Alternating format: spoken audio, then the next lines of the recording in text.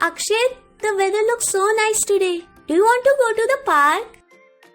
Yes, Janvi, that sounds like a great idea. We can play with a ball and have a picnic. Perfect! We can also fly kites if it's windy enough. Yes, let's do it. Ready to head to the park now?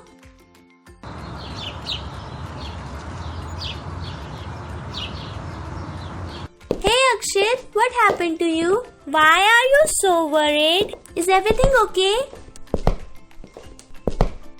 No, Janvi. Today I was studying about prepositions in, on, under, near and behind. But it is not clear to me. I am confused. I don't know what to do. No problem, Akshay. I will explain it to you.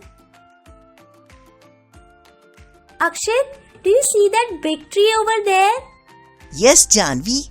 It is right in the middle of the park. Exactly. In is a preposition that are used here. We use it to say something is inside a place or surrounded by something. Like when we say the bird is in the nest or the toys are in the box. Oh, that's why we say something is in when it's inside something else. Akshay, let's sit on this bench. I'm so tired now. Sure, Janvi.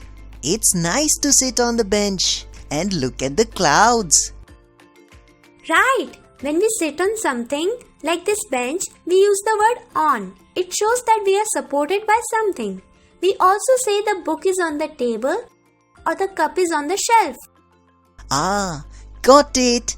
So, we use on when something is located on the defined space. Akshay, look! There is a dog under the tree. Yeah, it is sitting under the shade of the tree. Under is used when something is below or beneath something else, like the dog is sitting under the tree. We also say the cat is under the bed or the pen is under the book. Oh, okay. So, under means something is below something else. Akshay, the fountain is near the flower garden. Yes, it is right next to the flowers. Near means close to something, like how the fountain is close to the flower garden. We also say the keys are near the door or the chair is near the table. See, so near is used when something is close to something else. Janvi, look, there's a butterfly behind the wall.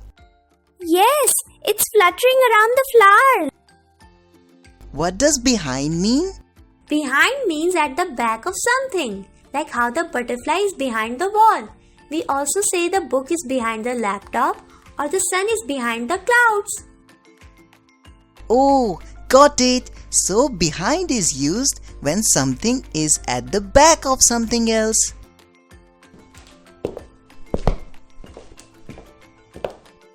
Akshay, learning about prepositions was fun, right? Yes, Janvi, I never realized how many prepositions we use every day. Yes, it's important to understand them. Definitely. Thanks for explaining everything, Janvi. You're welcome, Akshay.